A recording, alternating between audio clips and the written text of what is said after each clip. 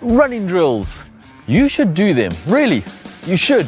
Today, we're going to tell you why and give you a few to start with.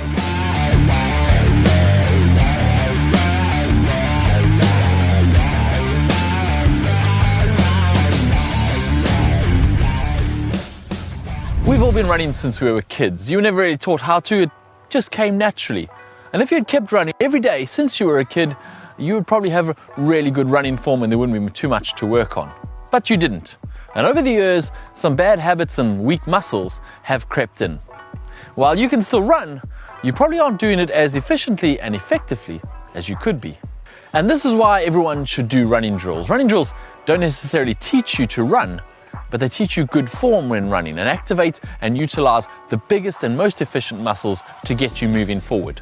Again, you would think your body would do this naturally, but your bodies and minds are incredibly adaptable, and so when a weakness or a tightness creeps in somewhere, your body doesn't stop you running. It just shifts those muscles to a different muscle so that you can still run, but often at the expense of speed and efficiency. And so we do running drills to activate the best muscles, to improve our timing and coordination and make us more efficient and faster runners.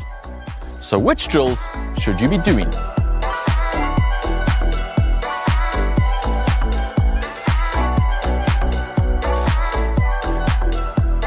There are dozens of run drills out there, and the best ones for you might be different to the best ones for someone else. But we've narrowed it down to 5 key run drills which we think will highlight any weaknesses in your run form and help you improve your running. Each of these drills should be done on a flat surface, except the last one, and preferably a forgiving surface such as a track or a grass field. Each of the drills is going to be 20 to 40 meters long, and you should walk back gently as a recovery. Don't rush the drills and don't rush the session. It is about working on your coordination and timing, not about your intensity and effort level. So don't worry about your heart rate. You're only working on your coordination and form and not your aerobic system. Our first drill is the pose drill. It helps you work on your posture when running. People often say run tall, and this drill shows you how to do exactly that. It puts it into practice. You're going to stand tall, start leaning forward from the ankle, keeping your body straight and tall, and then drive your front knee up while pushing with your toes on the supporting leg. Bring your leg back down in a short step in front of you and repeat with the other leg. Concentrate on leaning forward but keeping your body straight and tall, and use your arm movements to help drive your front leg forward and up fast. You should feel your glutes activate on your supporting leg and your hip flexors on the leading leg. Continue for about 20 meters and then walk back to the start slowly and repeat. This next one is a favorite, and everyone will have seen it done or tried it themselves, but you may not have known why or what it was working on. High knees is a faster and more dynamic version of the previous drill. Jog forward in small controlled steps while driving each knee up to hip height. Again, this activates the hip flexors and glutes. It activates the hip flexors on the front of your hips when you lift your leg up, which is important for pulling your legs forward when running. And it activates your glutes as they have to fire fast in order to get that high knee back under you before you fall over. You can start with your hands at hip height to get a feel for where your knees should lift to, but you should use your arms in a running motion to help the drive and coordination of your arms whilst running. This next drill doesn't look like it would help you running much. It doesn't look much like running, but it is very effective. It is straight leg strides. Jogging forward with quick strides, kick your feet forward, keeping your legs straight. Again, in order to get the legs forward, you'll have to use your hip flexors, but what this really activates is your hamstrings at the back of your leg. In order to get your leg back under you quickly, your hamstrings have to fire quickly and in time, so it really wakes them up and makes them work. 20 to 30 meters of this, walk back and repeat. Another drill to help activate those hamstrings and hip flexors, but also their antagonistic muscles, the quadriceps, is butt kicks. This is again a fast movement using small forward steps whilst lifting your feet all the way to your butt. You should stay on the ball of your foot for this drill without dropping to your heel.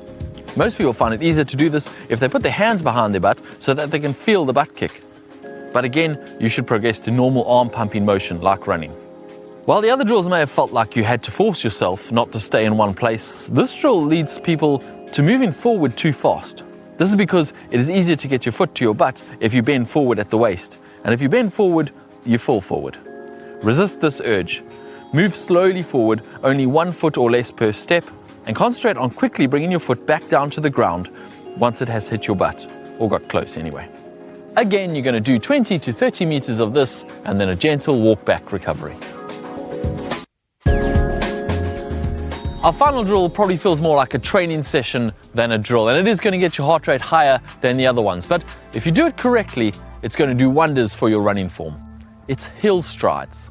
These should be a short hill, again, only 30 meters or so long, not too steep, with the focus being on form. They will differ from hill repeats, where the focus is on really working hard up the hill and getting that heart rate up.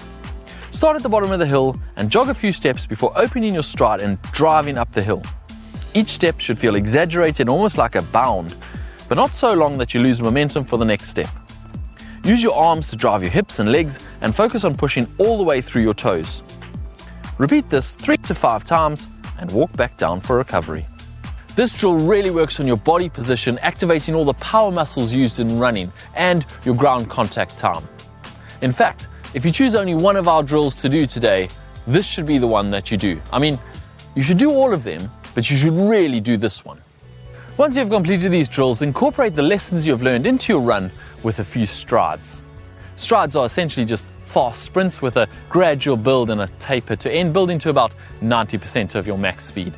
Do these strides after each drill session and also before any hard or fast running, so that you can remind yourself of the lessons you've learned, wake up those muscles, and make sure that you are using that good form that you're working on. Thanks for watching. I hope you've enjoyed this video. Don't forget to like this video if you have, and subscribe to GTN for all of our triathlon related content.